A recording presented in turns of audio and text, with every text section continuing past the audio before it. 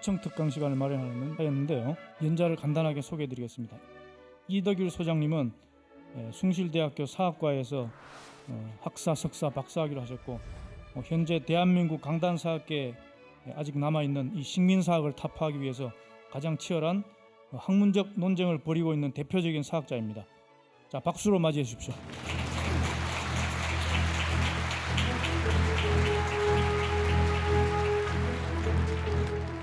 그런데 제가 이렇게 쭉 보다 보니까 그 환단고기에 나와 있는 그 내용들이 있는데 그 중에 그 단군 세계로 주신 이제 이암 선생님 있지 않습니까? 이게 고려 말의 분이시죠. 근데 이분의 후손이 누구냐면 그 석주 이상용 선생입니다. 그 석주 이상용 선생은 그 임시정부가 이제 그 말하자면 의원내각제로 바뀔 때 그때 이제 총리를 국무령이라고 했는데 이제 최초의 국무령이셨죠. 만주 무장 항일투쟁파의 대부시죠. 이분이 1911년에 고향인 안동에서 망명하시면서 서사록이라는 망명일기를 쓰는데 그 망명일기에 보니까 이 고등왕이란 이름이 나와요. 이 고등왕이란 왕명은 환단고기에만 나옵니다. 그러니까 지금 환단고기를 위서라고 주장하는 사람들은 환단고기가 1970년대 말에 최초로 나왔지 1911년에 했다 그때 이제 썼다라는 이야기를 갖다가 안 믿는 거 아닙니까? 그럼 1911년에 그 이상용 선생의 서사록에 환단고기에만 나오는 고등왕이란 이름이 나온다 하는 이야기는 분명히 이상용 선생 그 집안이 대대로 사관 집안인데 그 집안의 어떤 형태로든 그 환단고기에 실려 있는 그런 이야기들이 전해지고 있었던 것이 아니냐라고 이제 해석을 할 수 있죠. 그러니까 최소한 1970년대 후반에 최초로 나왔다라는 이야기는 이상용 선생의 서사록에 의해서 이게 이제 사실이 아니다라고 우리가 이제 이야기할 수 있게 되는 겁니다. 또 하나 이제 천남생 묘지명이 있는데요. 이게 1923년도에 발굴은 됐지만 발굴됐다고 그다음에 다시 덮어버렸어요. 그래서 이게 사실 천남생 묘지명이 다시 이제 우리에게 모습 드러낸 거는 2000년대에 들어서인데 이 천남생 묘지명의 그 중조부 이름이 자유라고 나오지 않습니까? 여기에 이제 환단고기의 그 연개 소문의 조부 천남생의 이제 중조부 이름이 자유라고 나오는 것과 같은 거죠, 이것도. 그러니까 이런 식의 개별 사례들을 쭉 좀 이제 찾아서 모으게 되면은 최소한 뭐 이게 환단고기가 후대에 누가 인위적으로 만들었다 하는 이야기들은 이제 사실로 성립되기가 이제 힘들다 하는 이야기죠. 근데 우리는 어떤 그 문제가 있냐면 어떤 환단고기라는 책이 나왔으면은 우리가 그러지 않아도 한국 고려사에 관한 사료가 부족한데 이런 책이 나왔으면은 뭔가 좀 깊이 연구할 생각하는 게 아니라 한두 가지 문제를 끄집어내서 전체를 위사로 몰아버립니다. 그러니까 한국같이 역사 공부하기 쉬운 나라가 없어요, 사실은. 그러니까 자기 마음에 안 들면 자기 머릿속에 고정관념을 심어놓고 그 고정관념에 안 들면은 다 위사로 몰면은 됩니다. 그러니까 학생이 스스로 문제다 채점해가지고 이건 문제가 틀렸으면 하는 격이에요. 그러니까 많은 사료가 나와도 믿지 않고 있다가 지금에 와서는 이제 이 식민사학이 상당히 이제 코너에 몰리고 있는데 코너에 몰리는 이유가 이 사람들은 사료 자체를 거부합니다. 예를 들어서 한 사군이 한반도에 있었다. 그 사료 대보라 이거예요. 문헌 사료를. 자기네가 교주를 삼고 있는 이병도 선생이 그런 이야기를 했어요. 뭐냐면 이 역사는 문헌사학을 위주로 하고 고고학을 보조로 하는데 요즘 하는 게 거꾸로 된 것 같다. 이분이 왜 갑자기 이런 말씀하셨냐면 1950년대 말 60년대에 풍납토성을 발굴해 보니까 삼국사기 초기 기록과 맞는 내용들이 나왔습니다. 그러니까 이 사람들은 삼국사기 초기 기록 불신론을 주장하는데 삼국사기 초기 기록과 맞는 발굴 결과가 나왔으니까 이 발굴 결과를 이제 부인하기 위해서 그런 말씀을 하셨습니다만 아무런 근거가 없이 분명히 문헌 사료가 없으면 모를까 문헌 사료에 한 사군의 위치는 지금 중국의 하북성 일대에 있었다라고 사기 한서, 뭐 후한서 여러 책에 나오고 있는데 안 믿고 있었어요. 그러다가 지금 와서는 어떤 상황이 발생했냐면 저는 일종의 서구에서 발생한 이 종교개혁하고 비슷한 상황이라고 생각합니다. 우리가 가장 먼저 이 금속활자를 만들었다만 강조하지, 고려에서 금속활자 가장 먼저 만든 건 사실이지만 그것이 역사에 미친 영향이 그렇게 크지는 않습니다. 반면에 그 뒤에 만든 구텐베르크의 금속활자는 세계사를 바꿔놨어요. 왜 바꿔놨냐면 그 이전에는 이 성서라는 것을 신부만 봤습니다. 라틴어로 돼 있으니까. 그런데 비로소 이 루터가 당시에 지방어로 불렸던 뭐 영어라든지 독일어 같은 걸로 성서를 신약 성서를 쓰고 이것이 구텐베르크의 금속활자로 인쇄돼 가지고 당시 영주나 이제 기사들이 보면서 실제 성서의 내용이 이렇게 됐구나. 그 전에는 그 신부님이 강단에서 성서에 이렇게 돼 있다 하면 끝났어요. 보는 사람이 없었으니까. 그런데 이제 구텐베르크의 금속활자로 성서를 찍어서 돌리기 시작하면서 실제 이렇게 됐구나 라는 게 밝혀진 것처럼 지금도 사실 예전에는 사기나 한서나 후한서 같은 책들을 누가 볼 수 있었겠습니까? 아주 극소수만 볼 수 있었죠. 그러니까 이 사람들이 다 그렇게 나와 있는 것처럼 이제 조작들을 많이 했는데요. 한 예를 들면은 이나바 유아기치라는 식민사학자가 있는데 이 이나바 유아기치가 뭘 주장하냐면 예전에는 왕엄성이 평양이라고 주장했어요. 그런데 사기 조선열전에 보면은 위만이 폐수를 건너서 거기에 도읍했다라고 나옵니다. 그러니까 폐수 동쪽에서 찾아야 되겠다 하는데 동쪽이 아니라 대동강 남쪽에서 찾기 시작해가지고 낙랑군 조선현이 지금 이 대동면 토성리에 있다라고 주장을 했는데 이나바 유아기치가 또 무슨 주장하냐면 이 만리장성의 동쪽 끝이 황해도 수안이라는 겁니다. 그러면서 만리장성의 동쪽 끝이 황해도 수안이라는 것은 한지, 이 사람들 절대 논문 쓸 때 쉽게 안 써요. 그냥 한서 지리지 하면 되는데 한지에 의하여 의심할 것이 없다. 그러니까 한서 지리지에 만리장성의 동쪽 끝이 마치 이 황해도 수안으로 나온다 하는 겁니다. 그래서 다 찾아봤어요. 한서 지리지 다 뒤져봤습니다. 한서 지리지에는 한반도 자체가 안 나와요. 이런 식으로 다 거짓말 시킨 게 지금까지도 동북아 역사재단에서 낙랑군 조선현은 대동면 토성리에 있다. 지금도 그렇게 쓰고 있어요. 그러니까 어디 근거 대봐. 몇 주 전에도 뭐 이 자리에서 한번 그 토론회가 열렸습니다만 근거를 대봐라. 근거가 하나도 없어요. 다 사기고 다 거짓말입니다. 그러니까 그것이 옛날에는 자기들끼리 다 장악하고 있을 때 통했는데 원래 진실의 힘이라는 것은 진실을 아는 소수의 사람이 먼저 이야기하기 시작하면 저 거짓은 금방 무너지게 돼 있는 겁니다. 세계 모든 이 학설이 바뀌는 과정이 있어요. 처음에 다 주류 학설이 있는데 누가 다른 이야기하면 처음에는 무시합니다. 그 다음 단계가 되면은 정신병자로 몰아요. 그리고 세 번째가 되면은 그 학설도 하나로서 일리가 있다라고 하면은 끝나는 겁니다. 그 다음에 바뀌는 거예요. 지금 우리 사회가 제가 볼 땐 이 역사관을 두고 이제 상당한 진통을 겪고 있는데 너무 늦게 겪고 있는 겁니다. 사실은 진작에 겪어가지고 제대로 저희가 주장하는 게 딴 게 아니라 근거 있는 역사를 하자는 거예요. 주장하지 말고 그런 근거를 대봐라. 2000년 전에 한사군이 한반도 북부에 있었으면 있었다는 근거를 대봐라. 그러니까 그 이전에는 그 북한 지역에 나오는 무덤들 갖다 전부 다 한사군 거라 그랬어요. 그런데 무덤의 주인공이 누군가를 알 수 있는 서너 개의 무덤이 있는데 그건 다 한사군하고 아무 관련 없습니다.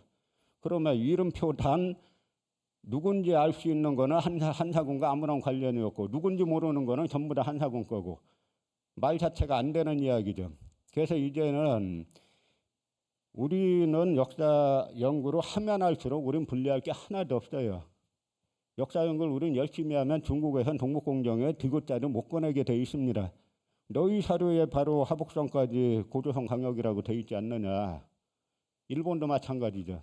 그런데 우리가 동부가 지금 역사 전쟁을 하는데 우리나라 내부에서 중국 동북공정에 동조하고 일본 구구파에 동조하고 이런 혈액들이 득실득실 되는데 이 문제는 이 사람들에게 모든 대한민국에 돈도 몰리고 그러니까 실제 한국에서 일본 구구파 역사 그러면은 한국 정부에 돈도 받고 일본 구구파 돈도 받아요. 우리 같은 사람은 자기 돈 써가면서 해야 되고 그래서 이게 과연 해방 70주년인데 이게 정상적인 국가냐 하는 이야기입니다. 이 문제를 반드시 이제 풀어 나가야 되는데요. 이 문제들을 풀려면 항상 이제 역사 뿌리부터 찾아야 되는데 사실 우리는 그 도요토미 히데요시가 임진왜란 일으켰다가 실패했지 않습니까? 임진왜란 와중에 도요토미가 세상을 떠났는데 그러니까 일본 도요토미의 부하들이 일본 각지에 이 도요쿠니 신사를 만들어서 도요토미를 신으로 모셨어요. 그러다가 여러분 소설 대망에 나오는 것처럼 그 대망의 마지막 이 승리자는 도쿠가와 이에야스죠. 도쿠가와 이에야스가 정권을 잡고 도쿠가와 막부를 세우면서 이 도요쿠니 신사를 다 없애버렸어요. 그러다가 이 조수본 지금의 이제 야마구치 현인데요. 이 조수본의 하급무사들이 허수아비에 가까운 메이지를 등에 업고 쿠데타를 일으킨 게 소위 말하는 우리가 메이지 유신이란 겁니다. 그런데 이들이 주로 뭐냐면 도쿠가와 막부가 정권을 장악했을 때 이 서부 지역, 그러니까 임진왜란 때 쳐들어온 사람들은 대부분 서부 지역 사람들이에요. 이 동부 지역 도쿠가와 쪽 사람들은 이 임진왜란에 가담을 안 했습니다. 그래서 우리가 도쿠가와 막부가 정권을 잡고 있던 약 250여 년 동안은 동아시아가 편안했어요. 근데 일본은 항상 저 서부 지역 사람들이 정권을 잡으면 일본도 시끄럽고 동아시아가 시끄럽습니다. 지금 아베 다 그 후에 들은데요. 근데 이 조수본 이쪽 사람들이 정권을 잡자마자 가장 먼저 한 게 조금 아까 보신 이 도요쿠니 신사를 다시 복원하고 거기에 제사를 올리면서 서약하는 게 뭐냐면 조선을 다시 빼앗겠습니다. 이 도요토미 합학께서 이룩하지 못하신 꿈을 이룩하겠습니다. 여기에서 정안론이 본격화되는 건데요. 정안론의 핵심이 바로 임나가 가라라는 겁니다. 임나라는 말은 저 이제 일본 서기에는 잔뜩 나오는데 삼국사기에는 강수열전의 강수가 저는 임나 가량 사람입니다 할 때 딱 한 번 나오고 본문엔 전혀 안 나와요. 그런데 임나를 가라로 둔갑시켜 가지고 정안론을 만드는데 이 정안론에 기반해 가지고 조선을 다시 대한제국을 침략한 겁니다. 왜 이런 걸 만드냐면 임진왜란 때 자기네가 실패한 이유가 있다는 거예요. 실패한 이유가 바로 무력만 가지고 들어왔다. 그러니 이번에 들어갈 때는 무력만이 아니라 이 역사관, 정신까지 같이 가지고 들어가야 되겠다라고 해서 만드는 게 임나 가라론인데 그렇게 따지면은 자기네 고대 일본이 한반도 남부에 임나 가라를 가지고 있었으니까 한국을 점령하는 것은 자기네 역사의 귀결이라 하는 이야기죠. 침략이 아니라 원래 자기네 걸 되찾는다는 겁니다. 이런 논리죠. 그런데 일본이란 나라는 일본 고대 국가 자체는 여기에서 약 4세기 5세기 무렵에 가야계와 백제계가 가가지고 건국한 나라예요. 그것이 일본의 역사의 시작입니다. 일본 역사에서 일본이 자기네 제국주의 시대 때 자기네 역사는 2600년이 됐다라고 하면서 우리 역사에서는 이 고조선 다 부인하고 심지어는 삼국사기도 조작되었다라고 해가지고 4세기 5세기 무렵에야 한국은 건국됐다. 그러니까 우리나라 역사는 1500년 됐고 자기네 역사는 2600년이 됐다는 겁니다. 그 2600년 됐다고 이제 주장하는 것이 일본 서기를 가지고 하는 건데 다 조작이에요. 일본 서기란 책 자체는 누가 진짜 인물이고 누가 가짜 인물인지 알 수가 없어요. 먼저 가짜 인물이 수두룩합니다. 그래서 자기네들도 10대 송신부터는 진짜라는 둥 아니다. 15대 응신부터가 진짜라는 둥 그 뒤에 가도 또 말도 안 되는 이야기가 잔뜩 나오고요. 일본 서기는 서기 720년에 편찬했습니다. 그런데 고사기는 서기 712년에 일본 서기보다 8년 전에 나왔어요. 근데 두 내용이 다 달라요. 왕의 먼저 수명부터 다 다르고 고사기에는 40세까지 살았다라고 나오는데 일본 서기에는 100살 넘게 살았다라고 나오고. 그럼 8년 차이로 만든 책이 다 다릅니다. 그래서 일본 서기를 가지고 역사를 쓰면 이건 왜곡될 수밖에 없는데 지금 저희가 한사군 한반도설하고 싸우는 와중에 여기에 화력을 저희가 숫자가 부족하니까 한사군 한반도설과 집중해서 싸우는 동안에 보니까 임나가 다 상륙했어요.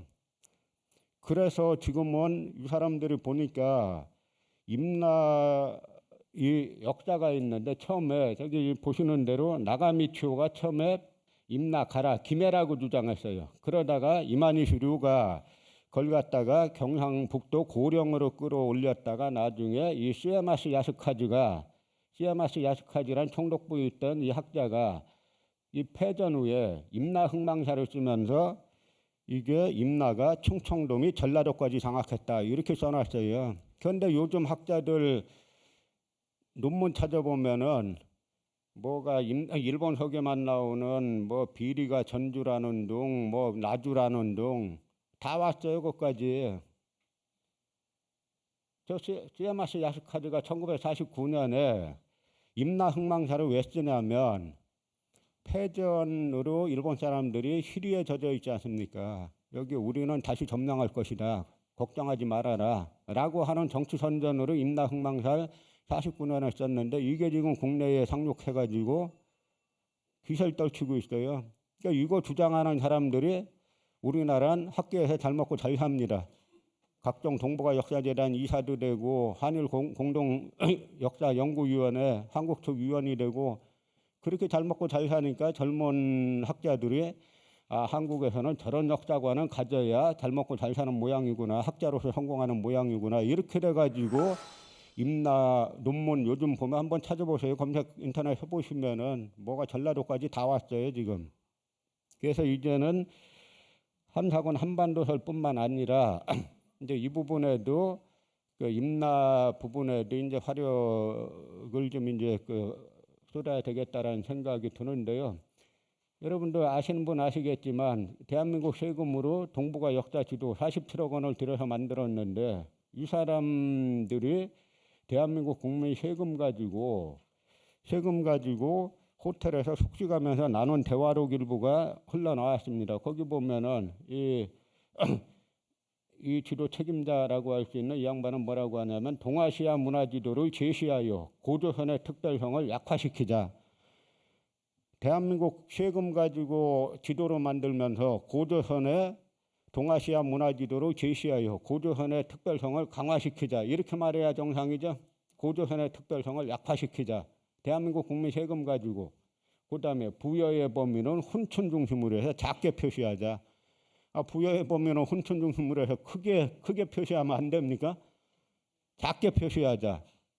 이런 사람들이 다 이제 지도를 만들다 보니까 이 지도가 이게 동북아 역사 지도고 오른쪽 게 이 왼쪽 게 중국에서 동북공정 차원에서 만든 이 중국 역사 지도인데요. 두 지도가 똑같아요.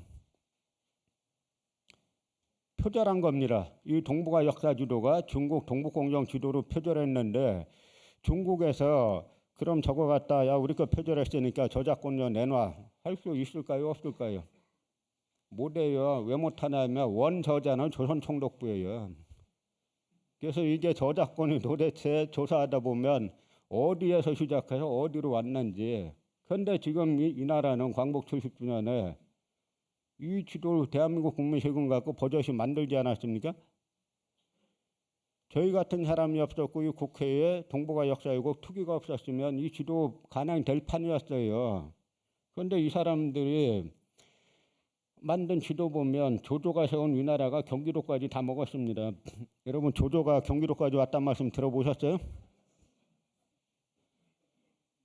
이것도 바로 담기양이 만든 중국 역사 지도지. 그대로 베낀 거예요. 그 다음에 여기 보면 고구려의 성장을 보면 서기 300년까지 고구려하고 한나라 국경선이 세로로 돼 있어요. 이렇게.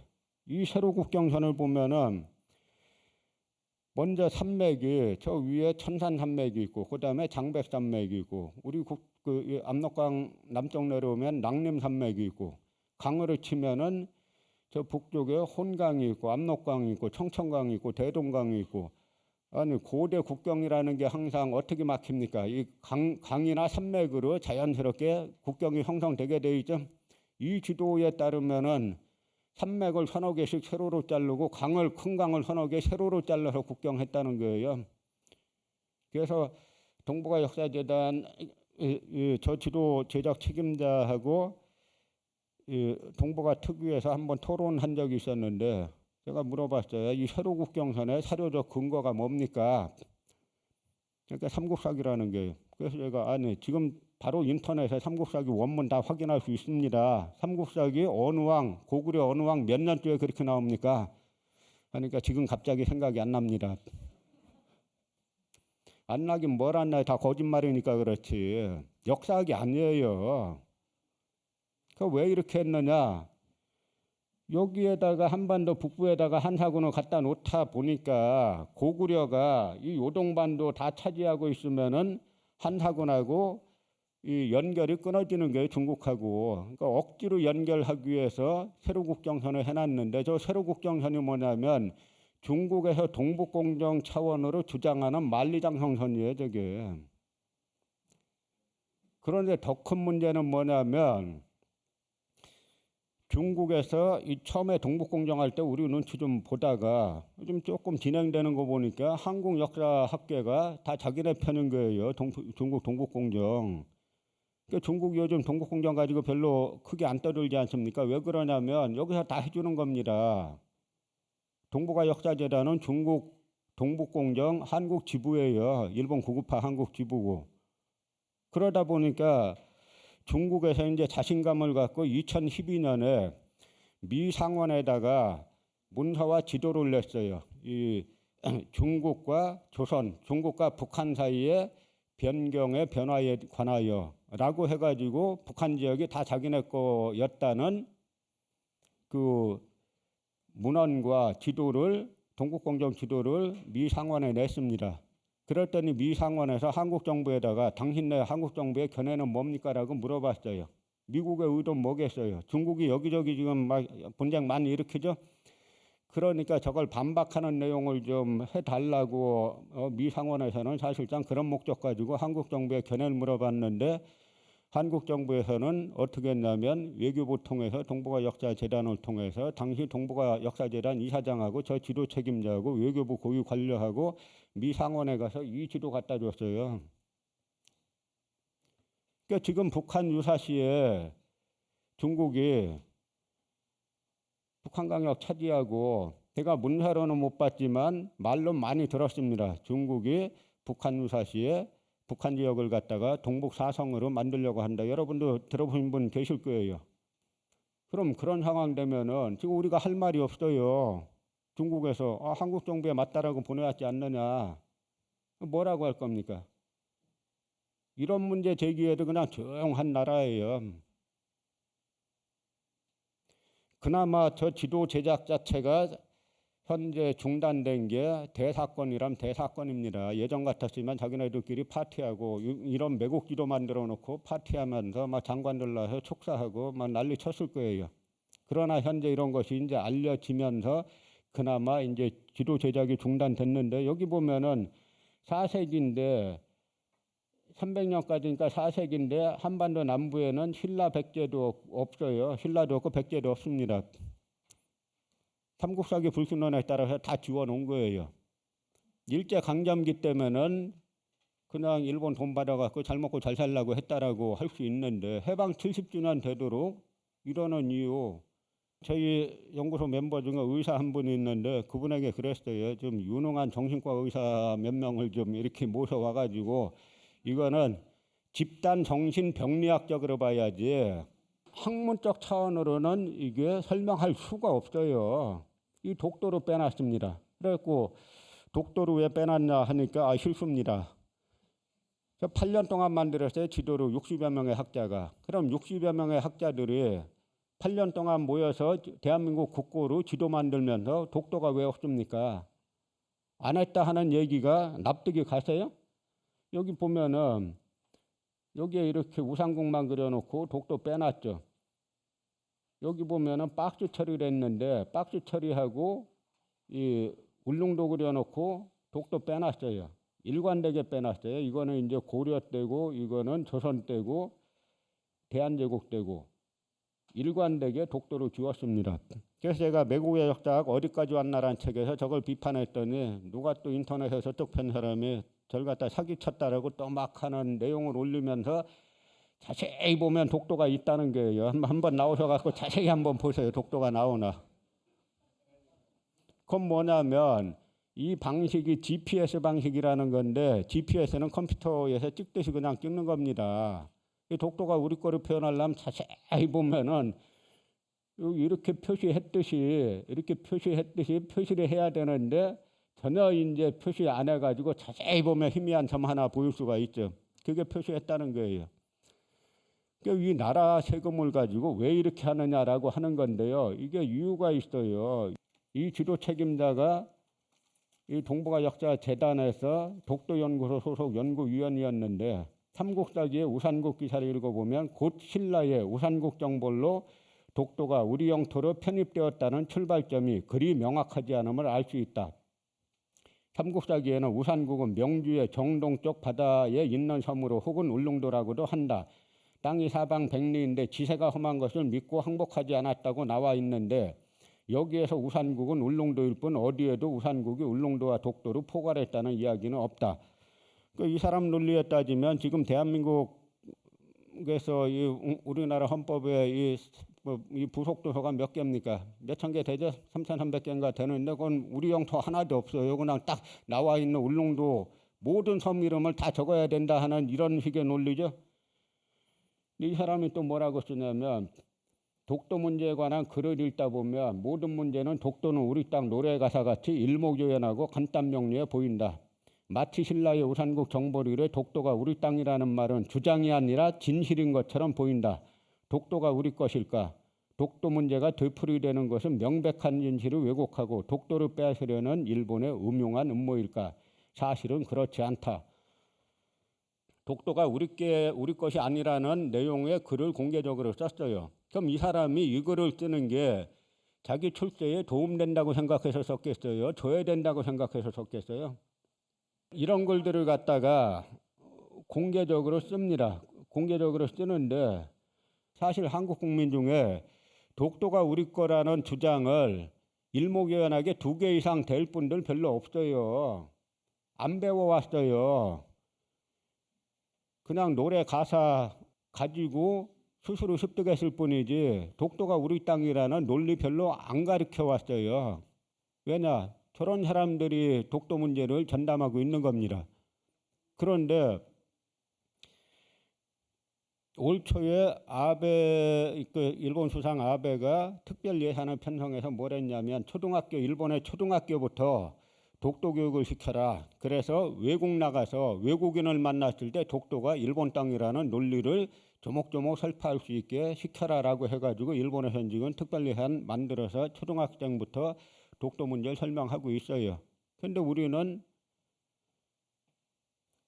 설명하기 힘듭니다. 왜냐하면 안 가르쳐 왔으니까. 그런데 독도 문제라는 건 사실은 간단한 거예요. 무수히 많은 자료들이 있고 가장 결정적인 자료가 이 태정관 지령이라는 자료인데요. 이 태정관 지령이 뭐냐면 1876년에 메이지 이후에 내무성 관료들이 지금 독도를 자기네 거라고 주장하는 이제 시마네 현에 갔어요. 왜냐하면 지적도를 만들기 위해서. 일본이란 나라는 우리같이 통일된 그런 나라가 아니었어요. 그러니까 영주가 다스리는 고지역을 갖다 쿠니 나라 국자라고 쓰는 데입니다. 그래서 메이지 이후에 전국적인 이 지적도가 필요해지니까 지적도 작성하기 위해서 시마네 현에 갔는데 가다 보니까 울릉도와 독도를 갖다가 일본령으로 넣어야 되느냐 말아야 되느냐 여기 갈등이 생겨서 내무성에 질의했어요. 질의했더니 내무성에서 그건 중요한 문제니까 자료를 갖춰서 정식으로 질의하라.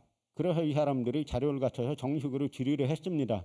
그걸 받고 나서 내무성이 조사 검토한 결과 이 자료를 보면은 울릉도와 독도는 조선 건데 이건 강역에 관한 문제이기 때문에 내무성 혼자 결정할 수 없다. 그래서 태정관에 포미를 해야 되겠다. 태정관이 뭐냐면 지금의 총리실이에요. 그래서 총리실에 포미를 했습니다. 그랬더니 총리실에서 자료를 다 검토한 결과 뭐라고 했냐면 지리한 족도의 일도 울릉도와 독도권은 본방과 일본과 관계없다는 뜻을 명심할 것. 이거 끝났어요. 이걸로 조선은 개입도 안 했습니다. 자기들끼리 내무성하고 왔다 갔다 하다가 총리실에서 울릉도와 독도는 일본과 관계없다는 뜻을 명심할 것 해갖고 지령안을 내렸어요. 근데 이 지령안을 일체 전부 다 일본에서 비밀로 감추고 있다가 교대대 교수 호리가주오 교수라는 분이 최초로 저 태정관 지령을 공개했어요. 1987년에. 그러면 1987년에 한국에선 뒤집어져야 되지 않습니까? 드디어 가장 결정적인 자료가 나왔다. 독도가 한국 거라고 입증하는 일본 태정관 총리실에 결정적인 자료가 나왔다 하고 뒤집어져야죠. 저런 거 안 나온 걸로 하고 넘어가자 하고 조용히 넘어갔어요. 그러니까 이 호리가주오 교수란 분은 저런 걸 했으면 한국 정부에서 많은 좀 연구비도 주고 지원도 하고 거기에 동의하는 사람 일본 학자들 모아다가 좀 해야 되지 않습니까? 그런데 동북아 역사재단 이사장이라는 분이 독도 연구란 책을 썼는데 거기에서 이 호리가주오 교수는 뭐라고 썼냐면 호리는 이 논문을 통해 독도가 한국의 영토라는 결론을 끌어낸 결과 일본 사람들로부터 비난을 받기도 했고 무시를 당하기도 했다. 호리 교수는 확실히 일본 학계에서 예외적인 존재였다. 호리 교수와는 대조적으로 대부분의 일본 학자들은 우리가 앞에서 살핀 일련의 문서들을 일본에 유리한 방향으로 해석한 것이다. 이분 글 보면 호리가주오 교수가 좀 이상한 사람같이 보여지죠. 그러니까 이분이 동북아 재단 이사장 한 분이 독도가 한국령이라는 이야기를 안 한 건 아니에요. 저 책에 짤막하게 한줄을 씁니다. 그리고 독도가 일본 거라는 일본 구급판 올리는 근거까지 돼가면서 1, 2, 3, 4, 5 자세하게 써놨어요. 그러니 도대체 저 사람들 머릿속을 보면은 독도가 한국 거라는 건지 일본 거라는 건지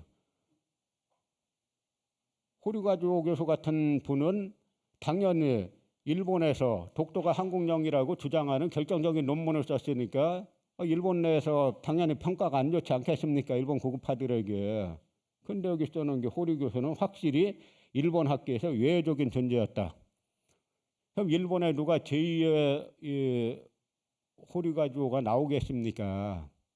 근데 얼마 전에 독도 문제 평생 연구하는 분이 찾아오셔가지고 독도 연구자들 뭐 한 20몇 명 이렇게 쭉 써놓고 나서는 이 계산을 짰었어요. 계산을 걷고 요 위는 독도가 일본 거라고 주장하는 학자들, 요 아래는 독도가 한국 거라고 주장하는 학자들 계산을 걷는데 일본 거라고 주장하는 학자들이 2배 많아요. 이 문제와 이제 임나일본부 문제가 아주 밀접한 관련을 갖고 있는데요. 지금 일본군 위안부와 독도 여기에 대해서 최종대 교수 이분은 뭐라고 썼냐면 위안부가 강제로 끌려온 피해자였다면 일본군들 역시 자신의 의지와는 상관없이 국가에 의해 머나먼 이국 땅으로 강제로 끌려온 존재였다라고 해가지고 위안부하고 일본군을 같은 피해자라고 하는 거죠. 죽은 사람은 있는데 다 피해자예요. 또 위안부 문제를 부정하는 이들은 위안을 매춘으로만 생각했고 우리는 강간으로만 이해했지만 위안이란 기본적으로는 그 두 요소를 다 포함한 것이었다. 또 심지어 뭐라고 쓰냐면 조선인 위안부란 조선인 일본군과 마찬가지로 저항했으나 굴복하고 협력했던 식민지의 슬픔과 굴욕을 한 몸에 경험한 존재다. 일본이 주체가 된 전쟁에 끌려갔을 뿐 아니라 군이 끌려가는 곳마다 끌려다녀야 했던 노예임에 분명했지만 동시에 성을 제공해주고 간호해주며 전쟁터로 떠나는 병사를 향해 살아 돌아오라고 말했던 동지이기도 했다. 이분이 또 뭐라고 쓰냐면 독도를 공동 영유하자고 주장합니다. 뭐라고 하냐면 일본이 독도에 대해 영유권을 주장하는 것은 언제나 남의 땅을 빼앗는 야욕으로만 치부되어 왔다. 그들의 주장을 제대로 들어볼 필요가 있다. 차라리 독도를 양국 공동 영역으로 하면 어떨까? 전쟁을 하면서까지, 즉 평화를 외선하면서까지 지킬 가치가 있는 영토란 없다. 이분 주장에 따르면 우린 뭐 군대 다 해산해야 되죠. 외국이 쳐들어오면 평화 지키기 위해서 다 내줘야 된다 하는 이야기잖아요. 평화를 훼손하면서까지 지킬 가치가 있는 영토가 없다 그러지 않습니까? 그런데 뭐라고까지 하냐면 이 독립운동사 이 교육하는 걸 비판해요. 한국의 일본 교과서 비판이 궁극적으로 유효한 것이 되기 위해서는 나라를 위해 몸바치는 일을 당연시하는 교육과 자국중심적인 민족주의 수정이 우선되어야 한다라고 하면서 한국의 독립운동사 교육은 비판하는데 일본에 대해서 뭐라고 하냐면 야스쿠니에 합사된 한국인들 중에는 천황폐하를 위해 공헌하는 일에 의해 진짜 일본 국민으로 인정받기를 원하던 이들도 적지 않았다. 이 나라 정신세계가 어디까지 썩었는지 이게 학문의 자유라는 겁니다.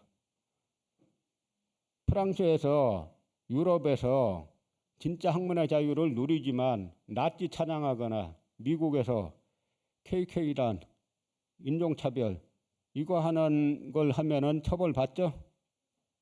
이거 그것과 다른 내용인가요?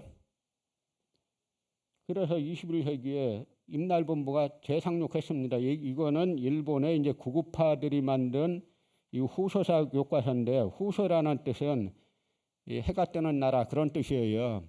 근데 여기에 보면은 이렇게 가라, 임나 이렇게 남부에 그려놨는데 똑같이 가라 남부 해가지고 이 전라도까지 왔어요. 근데 이분이 뭘 주장하냐면 당시 한반도에서는 백제고구려 신라 삼국이 치열하게 싸우고 있었다. 그래서 삼국은 서로 야마토 정권을 자기 쪽으로 끌어들이기 위해서 노력하고 있었다. 이렇게 썼어요, 책에서. 일본석이라는 책은 뭐가 거짓말이고 뭐가 진짜인지부터 이 분석을 해야 되는데 다 일본석에 나와 있는 이게 이제 일본석의 신공기가 소위 369년조인데요.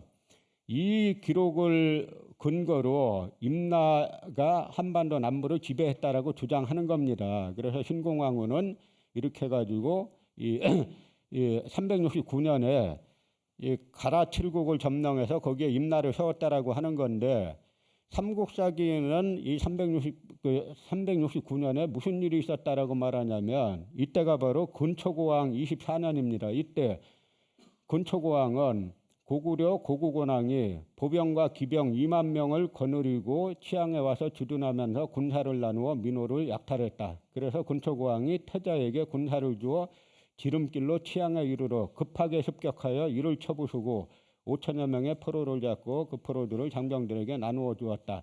겨울 11월에 한수 남쪽에서 왕이 친히 군사를 사열했는데 기는 모두 황색을 썼다. 기를 황색 깃발을 썼다는 건 황색 깃발은 황제의 깃발이에요. 근데 삼국사기에서 말하는 근초고왕은 황제의 깃발을 끄는 황제인데 여기에서 같은 애는 뭐냐면 백제 근초고왕이 춘추로 영원히 조공을 바치겠습니다라고 일본 사신에게 영원히 조공 바치겠다고 약속했다는 거예요. 둘 중에 하나는 거짓말이죠. 그럼 뭐가 거짓말이겠냐 이겁니다. 또 하나 371년도에 보면은 일본 서기에는 뭐라고 나오냐면 백제 왕 부자 근초고왕과 근구수왕이 함께 이마를 땅에 대고 야마토 사신에게 설하기를 귀국 야마토의 큰 은혜는 하늘처럼 무겁습니다. 어느 날 어느 시간인들 감이 있겠습니까? 성스러운 임금께서 위에 계시니 밝기가 해와 달과 같습니다. 지금 신이 아래에 있어서 산악처럼 굳게 영원히 서쪽 울타리가 되어 끝까지 두 마음을 갖지 않겠습니다. 371년에 일본 서기는 근초고왕 부자가 야마토에서 온 사신에게 이 말을 땅에 대고 저렇게 영원한 충성을 맹세했다는 겁니다. 그럼 이 해에 삼국사기 뭐라고 말하고 있냐면 같은 해에 겨울에 왕이 태자와 함께 정예군사 3만 명을 거느리고 고구려를 침입해서 평양성을 공격했다. 고구려 왕 고구권왕이 극력 항전하다가 흐르는 화살에 맞아 사망하자 왕이 군사를 이끌고 물러났다. 삼국사기는 같은 해에 근초고왕이 3만 군사를 이끌고 고구려 평양성을 공격합니다. 이때 평양은 지금 평양이 아니에요. 만주 있는 평양입니다. 그래서 고구권왕을 전사시켜서 백제 근초고왕이 그야말로 최고로 떴을 텐데 이때 일본 서기로 보면은 이마를 땅에 대고 영원한 충성을 맹세했다는 거예요. 둘 중 하나는 거짓이죠. 그럼 뭐가 거짓이냐? 일본 서기는 저거 외에는 다른 방증 자료가 하나도 없어요. 그런데 삼국사기 백제 본기에도 이 내용이 나오고 고구려 본기에도 같은 내용이 나오고 또한 중국의 위서에도 이 내용이 나옵니다. 그러니까 이것이 사실이죠. 그런데 이 지금 일본 서기를 가지고 임나를 다 구성하고 있어요. 어느 순간 제가 이 조사해 보니까 임나가 전라도까지 다 있는 걸 근거 전제로 해가지고 뭐 아까 말씀드린 대로 뭐 비리가 어디라는 둥, 뭐 전라도라는 둥, 나주라는 둥, 충청도라는 둥 그러고 지금 글 쓰고 있어요. 가장 큰 문제가 뭐냐면 서기 6, 7세기까지 야마도에는 제철 기술이 없어요. 철을 못 만듭니다. 그럼 고대에 철을 못 만드는 군사 강국이 있을 수가 있습니까? 우리가 추 이야기할 때 중국 자료에 보면 추가 동두 철액을 했다라고 나오죠. 머리는 동이고 뭐 얼굴 이마는 이 철이다. 이야기는 뭐냐면 금속 문명을 갖고 있었다 하는 이야기죠. 그런데 일본은 서기 6, 7세기까지 제철 기술이 없어요. 그런데 이 김영구 씨나 이 사람들 논리는 원래부터 고대 군사 강국이랍니다. 제철 기술은 없지만. 그럼 철이 없는 문제 어떻게 해결하느냐? 백제에서 철정을 갖다 바쳤다는 거예요. 철 원료인 철 덩어리를 갖다 바치면서 군사 지원을 요청했다는 겁니다. 이게 학문이 아니에요. 고대에 철이 있느냐 없느냐는 지금으로 치면은 탱크 부대하고 소총 부대하고 싸우는 겁니다. 누가 이기겠어요? 그러면 백제 우수한 제철 기술이 있는 나라에서 제철 기술도 없는 나라에게 철 원료 갖다 바치면서 요즘으로 치면 어떻게 되냐면 이 미국이나 이 러시아나 중국처럼 대륙간 탄도 핵미사일을 만들 수 있는 나라에서 아프리카 어떤 부족 국가에다가 우리 핵기술 다 제공하고 다 갖다 바치 핵 원료 다 갖다 바칠 테니까 군사 좀 지원해 주세요 라고 했다는 이야기하고 똑같은 거예요. 이게 학문이냐 이겁니다. 근데 이 학문이 지금 휩쓸고 있어요. 그런데 호주미노미 오시야마가 지방장관으로 있던 차리는 쭉 하면서 이 전방헌영 고분이 발견되는 지역은 외계 백제 관료가 지방장관으로 배치된 지역 중에서 백제 조정이 직접 장악하고 있던 지역이나 중앙에서 군을 파견하여 상주시키던 지역이 아니라 조정으로부터 비교적 자유로운 지역이라 할 수 있다. 그러니까 영산강 전라도 유역은 백제 강역이 아니라는 거예요. 야마토에서 온 호주미노미 오시야마가 직접 지배했다는 겁니다. 5세기 무렵에 들어서 이제 이 광개토대왕 비문에 보면은 광개토대왕의 남하에 의해서 쫓겨간 사람들이 일본의 야마도 정권을 시작하는 거예요. 일본 열도에는 고구려, 백제, 신라, 가야의 지명이 무지하게 많습니다. 동부 극히 일부 빼놓고는 전부 다 그쪽 지명이 지금 다 뒤덮고 있어요. 일본 가셔갖고 여러분 당나라 할 때 당자 쓰면은 중국계 지명이 아니라 그게 가야 지명이에요. 이 당이 가라라고 읽는데 그 가라가 가야고 한이란 뜻입니다.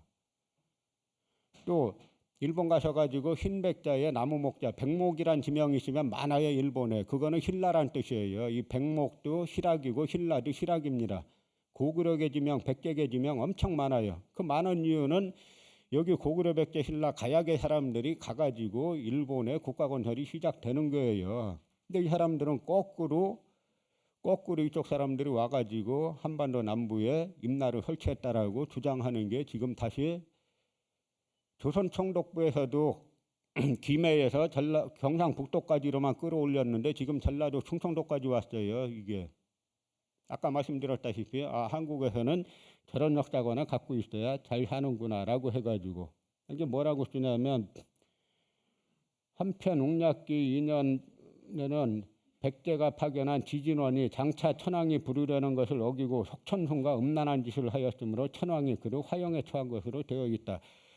일본에서 야마도에서 백제가 왕녀를 갖다가 인질로 보냈는데 불태워 죽였다는 겁니다. 그랬더니 백제에서 자기네가 보낸 왕녀를 일본에서 불태워 죽였는데 백제 왕이 어떻게 하냐면 우리가 신뢰했다라고 해갖고 이제는 왕자를 보내야 되겠다. 그래서 그다음에 왕자 보냈다는 거예요. 그래서 그 왕자에게 일본에서 일본 여인을 얻어주면서 두 왕실의 피가 섞이게 됐다. 그렇게 주장하고 있어요. 어디까지 나가냐면 결국 미국은 한 일본 연구가의 연구를 바탕으로 천황을 이용하여 700만 일본군을 저항 없이 항복시킨 것이다. 그리고 공산혁명을 막고 일본으로 하여금 국동의 반공 보루로서의 역할을 성실하게 수행하게 만들었다라고 해가지고 이분은 글 쓸 때 100% 일본 천황이지 일왕이라고 쓰는 경우가 한 번도 없어요. 그러면서 패전 후에 미국이 일왕 히로히도를 전범으로 처벌 안 한 걸 잘했다라고 지금 찬양하고 있는 거예요. 그런데 이분 논리를 보세요. 700만 일본군을 저항 없이 항복시킨 것이다. 마치 일본이 700만에 싸울 수 있는 전력이 있는데 항복한 것처럼 써놨죠. 우리가 왜 분단된 줄 아세요? 일본군이 너무 쌈을 못해서 분단됐어요. 관동군이. 일본군은 민간인 학살 잘하는 군대지 군대와 군대끼리 붙어선 이겨본 적이 거의 없는 군대예요. 다 선전으로 이겼죠. 관동군 갖다 뭐라 그랬습니까? 무적황군, 무적관동군, 백만관동군 그랬어요. 그랬는데 미국이 나가사키하고 히로시마에 원자탄 터뜨리니까 당시 스탈린하고 미국하고 소련을 자꾸 참전하라 그랬어요. 미국에서. 그런데 소련이 러시아 제국 당시에 이권을 다 주면 참전하겠다. 그래가지고 미국이 거절하니까 참전 안 하고 있다가 원자탄 2개 터뜨리니까 스탈린이 정적적으로 이 8월 9일 날 참전합니다. 그랬더니 북쪽에서 러시아군 들어오니까 100만 관동군이 지금 잘 싸워가지고 한 달만 버텼으면 분단이 안 돼요. 러시아가 참전했다는 소식을 듣고 이 관동군이 해체돼 버렸어요. 그냥 싸우지도 않고. 관동군뿐만 아니라 일본군이 전쟁 잘하는 것처럼 여겨지는 건 뭐냐면 그냥 몰래 가서 뒤통수 한 대 딱 때리는 겁니다. 다 그거예요. 만주사변이 그거고 진주만 습격이 그거고. 그러고 그다음에 정작 전투가 시작되면 형편없는 군대가 일본 군대인데 마치 700만 전력이 있는 것처럼 그렇게 해놓고 그래서 일본 천황을 갖다가 일왕을 갖다 전범으로 처벌 안 한 게 대단히 잘한 것이다. 이런 식의 이야기를 했습니다. 그런데 일왕은 히로히도는 전범 1호예요. 메이저 헌법이 그렇게 되어 있습니다. 메이저 헌법 자체가 어떻게 되어 있냐면 제1조가 대일본 제국은 만세 일개 천황이 통치한다. 제3조 천황은 신성하며 침범할 수 없다. 제4조 천황은 국가의 원수로서 통치권을 총괄한다. 이 제12조를 한번 보세요. 천황은 육해군의 편제 및 상비군의 숫자를 결정한다. 우리가 지금 국가 원수 이 대통령이 국군 통수권이 있죠. 그렇게만 규정하고 있습니다. 전 세계가 다. 그런데 여기는 12조에 보면은 천황은 육해군의 편제 및 상비군의 숫자까지 결정해요. 그래서 1930년대에 소위 말하는 소화 유신, 소화 쿠데타가 1930년대에 청년 장교들이 자주 쿠데타를 일으키는데 쿠데타 일으키는 그 논리가 뭐냐면 우리는 천황 직속의 부대지 내각 소속의 부대가 아니라는 겁니다. 그래서 만주사변 일으킬 때도 내각에서 지시한 게 아니에요. 그냥 관동군 그 중령 대령급 장교들이 그냥 일으킨 거예요. 그래서 우리는 천황 소속의 군대다. 그래서 일본 메이저 헌법 자체가 일왕 히로히도는 전범 1호입니다. 그런데 이 부분을 갖다가 나중에 메가더가 이제 일왕 전범을 면제시켜 주면서 또 이 역사가 왜 이렇게 되냐면 당시 미국에서는 전후 아시아 정책을 어떻게 짰냐면 중국의 국공내전에서 장개석이 이길 거를 전제로 하고 그래서 중국을 반공의 보루로 삼고 일본을 철저하게 민주적으로 개혁한다라는 게 방침이었는데 예상을 뒤엎고 중국의 국공내전에서 이 모택동이 승리하죠. 그러고 나니까 미국에서 요코스라고 불리는 정책 전환을 해요. 그래서 그 이전에 감옥에 가두었던 전범들, 이 사람들 갖다 다 석방시키고 또 공직 추방령을 내렸던 구급파들을 다 이 공직 추방령을 해제시켜 가지고 이 일본의 구급파들이 다시 이제 정권을 장악하게 하는 겁니다. 그래서 일본이 구구의 나라가 다시 된 거예요. 그런데 우린 일본인들은 절대 이 한국 재점령의 꿈을 포기하지 않았어요. 일본 구급파들은. 그래서 일본 구급파 자금이 많이 들어와 있어요. 그 중에 하나가 사사카와 자금이란 건데요. 이 사사카란 인물이 A급 전범으로 감옥에 갇혀 있다가 요코수, 미국의 요코수 정책으로 감옥에서 나와가지고 일본의 이 조정협회를 만들어서 엄청나게 돈을 많이 법니다.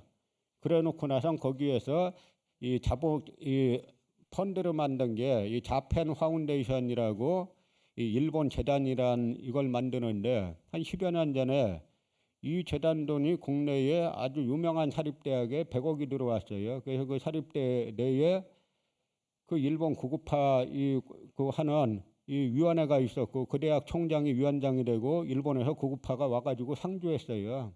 그런데 그 당시 들어온 이 사사카와 자금이 그 대학에 뿌려진 게 100억 원이라 그랬습니다. 그런데 전체 한국에 들어온 자금이 300억이라 그랬어요.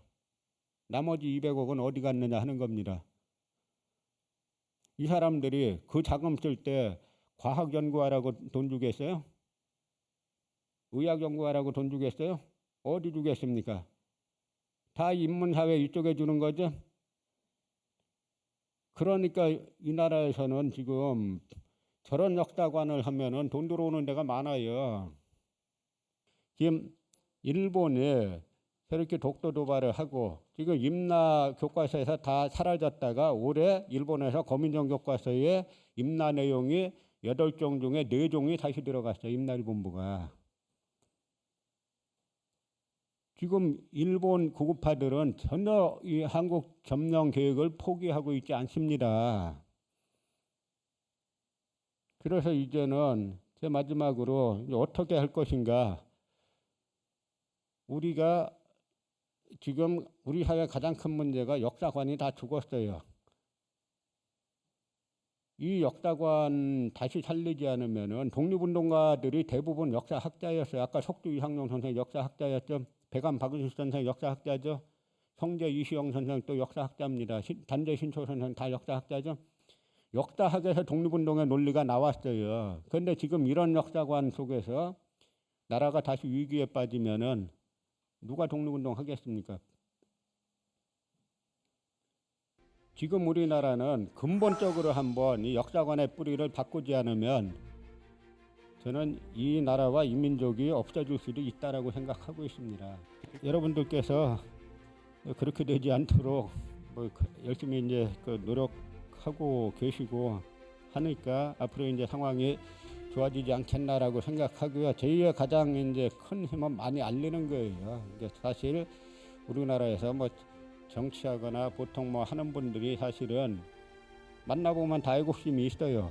그래서 사실은 많이 알려지면은 이 문제를 바꿔야 되겠다라고 하는데 지금 이제 이걸 갖다가 저나 여러분이나 다 같이 이 문제를 갖다 되도록 많이 알리고 공론화 시켜서 이 나라를 정신세계가 올바르게 했으면 나머지는 다 바로 잡힙니다. 그것이 저희 이제 독립운동 하셨던 이 선조들이 바라하셨던 나라이기도 하고 그러한 길에 세계 환단학회가 가장 이제 앞장서 주기를 부탁드리면서 마치겠습니다. 고맙습니다.